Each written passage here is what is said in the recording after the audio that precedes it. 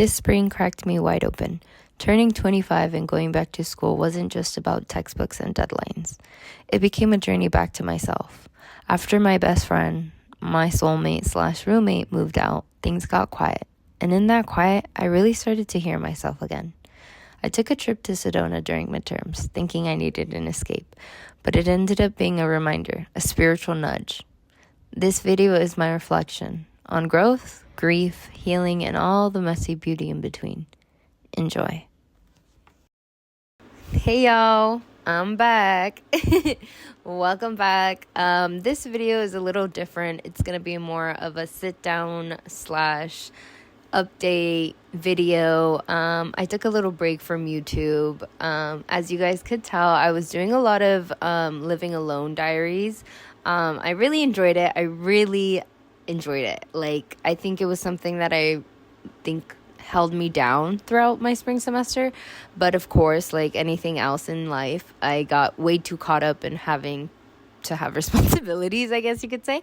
So I was like, why not sit down, catch up, let you guys know what's up, and also kind of give you guys an inside perspective on what life was like going back to school at the age of 25, and I just completed my first full year being back in college. So I was like, yeah, this is needed. We need to sit down, chat about it. So go get your tea, go get your coffee, go get your water, whatever you need, so we can catch up.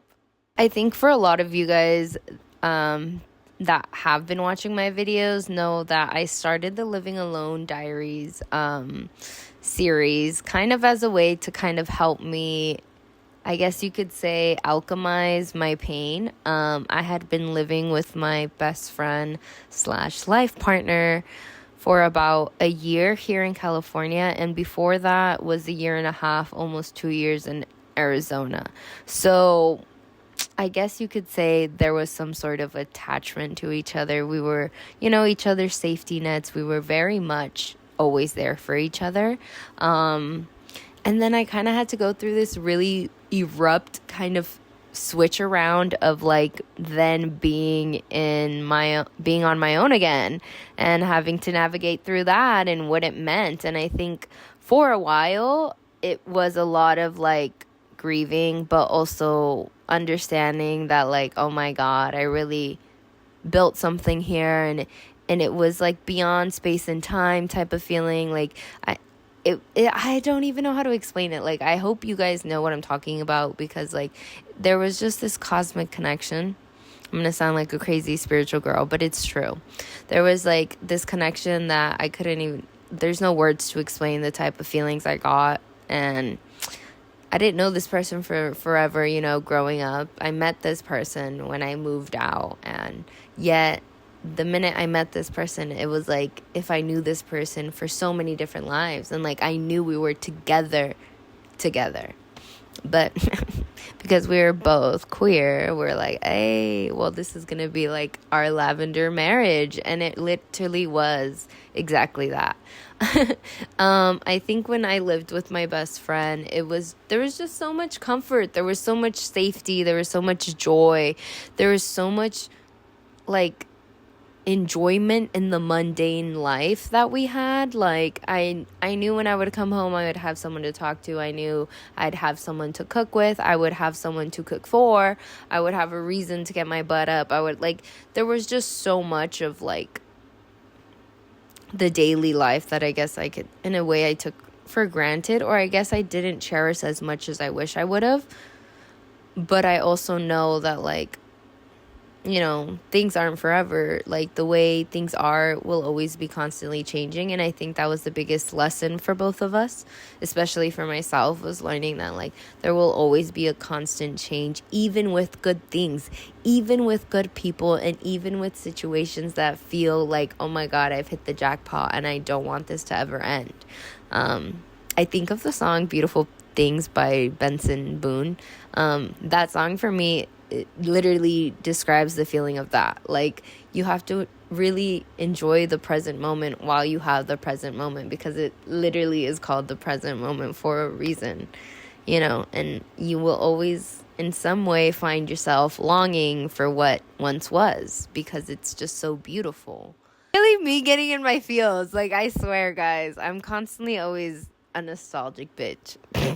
All of those feelings that I felt, all of those things that I felt were the reason why I wanted to start that series, Living Alone. If you don't know what I'm talking about, you've never once seen my videos, Living Alone Diaries, go check them out. Link them down below. Go check them out. I love them. They're something that I really would say is like my creative baby right now. I don't promote them on any of my socials. I don't promote any of my videos. I really just allow my videos to go to whoever it's meant to be viewing them. And if you're viewing them and you're a returner, I love you. But that is kind of why I wanted to make that series. It was kind of showing myself that I could do things alone again, that there was this beauty in being alone again, and that like I could build this solitude that was safe for me, that made me feel like it was the safest space of mine. And I think growing up, I always had this kind of like, I'm an only child, so like I always knew being alone was normal for me. It was very like I could do so many things by myself.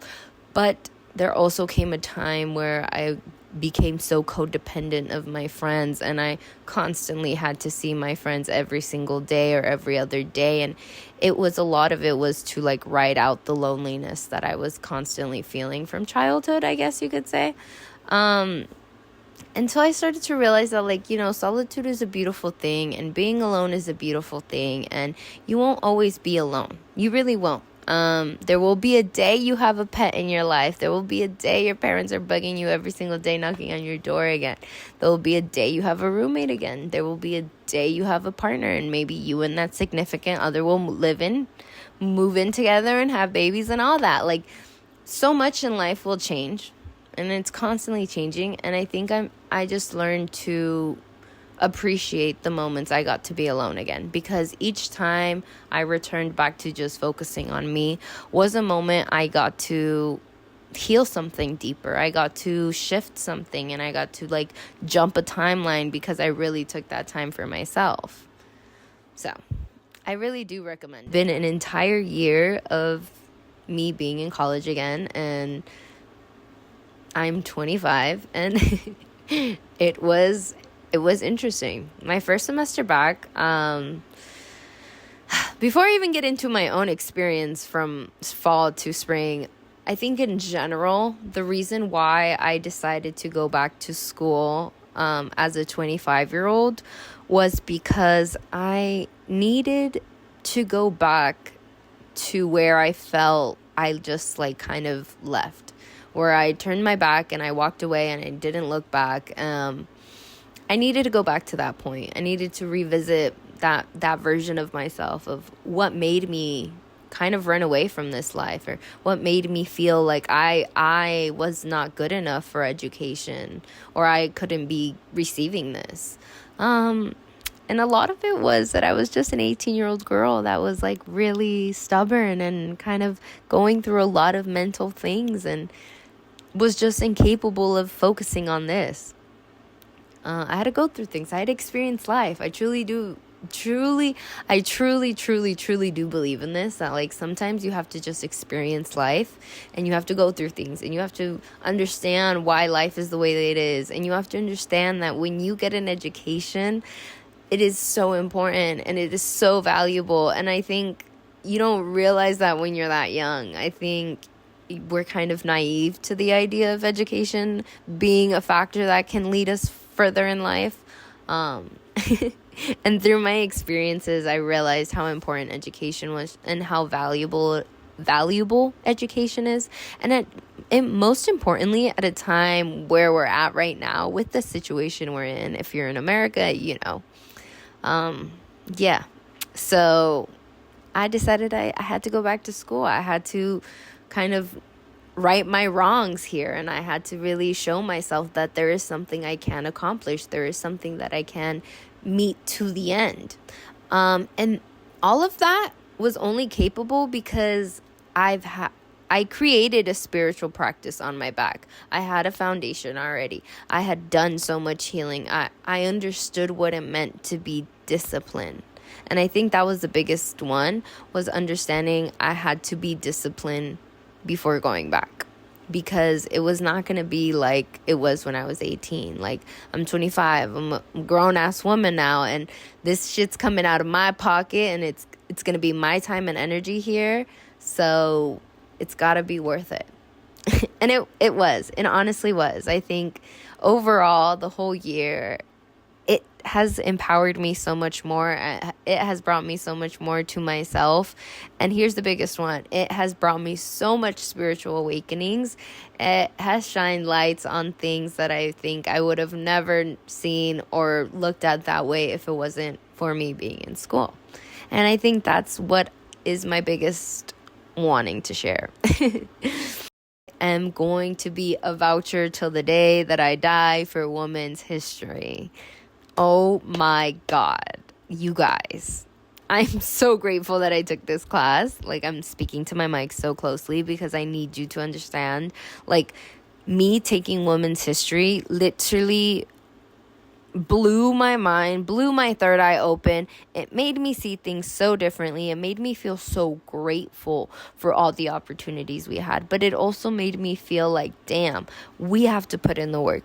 We have to realize that women have been the backbone to a lot of the ways revolutionary stuff has happened. And also just like consciously the awakenings women have had to be able to get to here, you know, like for me to be able to have the consciousness that I have, for me to be able to think the way that I think, to have the freedom that I have, was all because of the ancestors and the people that came before us, and the women in particularly that came before us. And it made me cry. I'm not gonna lie. There's a lot in there, a lot of history that, it's just hard. It's heartbreaking to know that, like, that is the reality of women and a lot of what it was. But it also empowers me, and it makes me drive. It makes my drive even have like stronger senses. I don't know what you would call it.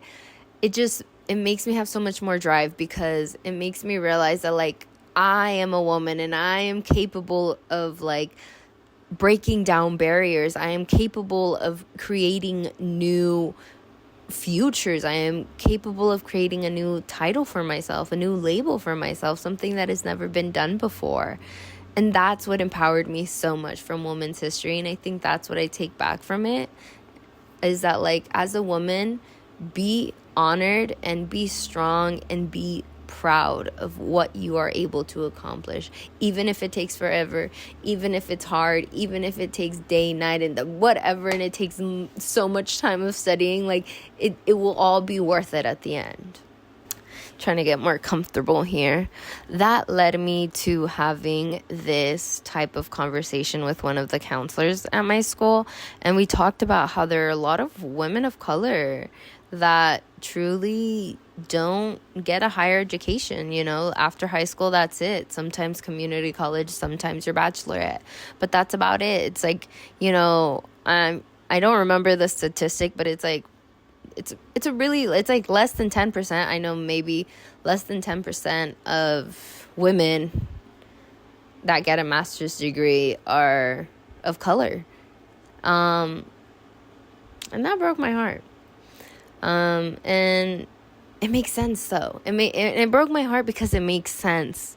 That's what broke my heart. It made sense to me. Like, I was a young girl of color that was constantly told she was not smart enough, you know, or, oh, you're pretty, you should do this, or, oh, this and that. And we never got pushed to be book smart. We never got pushed to try harder, to go for a CEO position, to be someone that wants to have a PhD, that wants to write a book, that wants to be a director. Anything that is like a man's role was always a man's role, and a woman was never able to be pushed for something higher.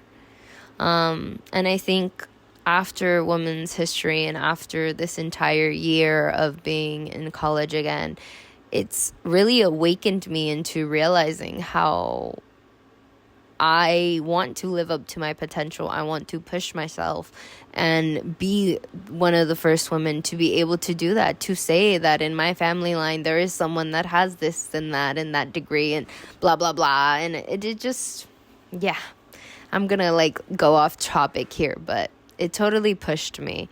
And I totally needed it because, like, I don't know who was gonna tell me, but like, spring semester is so much more harder than fall semester, or at least for me. Maybe because I did take 2 extra classes. Maybe, huh?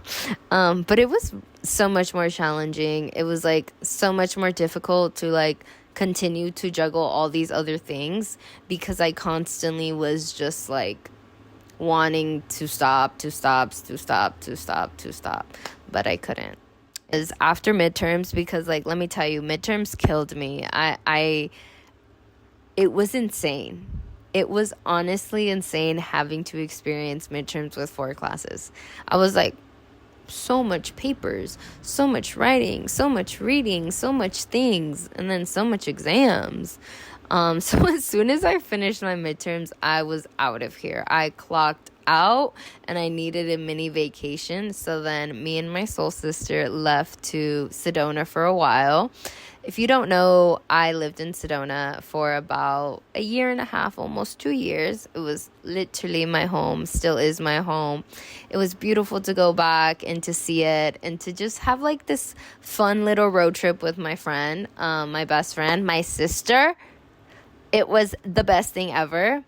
Just kind of like having some girl time and being able to be away, but also go back to where we met and like have this beautiful connection and like have that moment kind of solidify our relationship and just kind of be like, yeah, we are for life. Like, look at us. Who does this? Only us. So that was really fun. I think it was, like such a great time to be able to go back and meet my old teachers and my old, like connect to my old friends and be able to remind ourselves that like this will always be here, like this connection, this love, this time devoted between all of us. One of my biggest awakenings I had during this time was very much realizing how spirituality works always. Like, you're always doing spiritual work. I guess I could say that. Like, there's not a time when you're not constantly doing the work. And it's funny because you think like you're, me, I'll use myself as an example so you can understand. Like, me going back to school and studying and just kind of going to school, coming home, working out, going to school, coming home, and just kind of having that routine. I thought I wasn't doing enough spiritual work. I thought I had to like meditate more. I had to do more breath work. I had to do more purifying and like all these different things that I was taught. And then I realized, like, hold up, like I am doing the work. Like, I am putting in work. I am doing this 3D work that is going to help me later in life. And I am still being spiritual because of this faith and this trust and the surrendering that I am doing, while also still being conscious and aware of not only my energy, but the energies around me. And then I started to realize that there was a lot of stuff I was going through in school that was like kind of like feeding to my spiritual growth, and kind of, I'm just happy that I took this path. I'm happy that I decided to go back to school.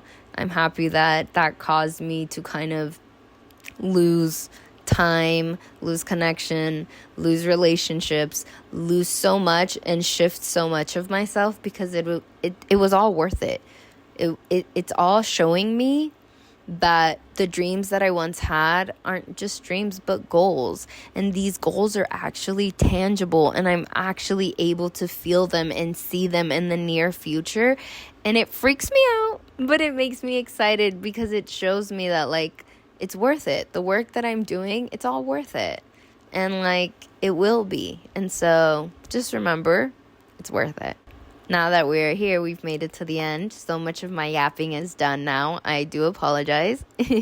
But I just wanted to let you guys know that I'm very excited to be back. I'm very excited to be creating again, to be having this moment to just be me and share it, and hope that calls in who it calls in. I will be uploading more often. I will be creating more often. I'm not sure. I'm hoping that I can at least upload twice a month or more. It all depends. Yeah. So until next time, peace and love, my angels. Bye.